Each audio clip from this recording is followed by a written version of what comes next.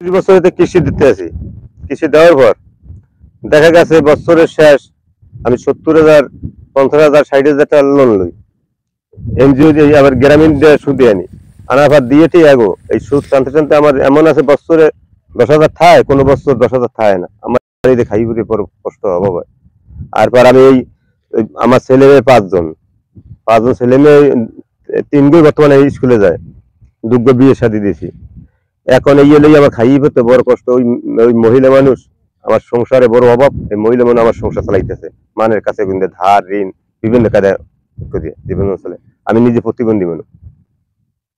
এই ব্যাপার যদি আমি যদি কোনো কৃষি লোন কিছু সহযোগিতা পাই বা সরকারি কোনো অনুদান কোনো সহযোগিতা পাই, তাহলে আমরা কৃষি দিয়ে জীবন যেমন চালাইতে পারবো, উৎপাদন করতে পারবো। আমার কোনো কায়দা নেই।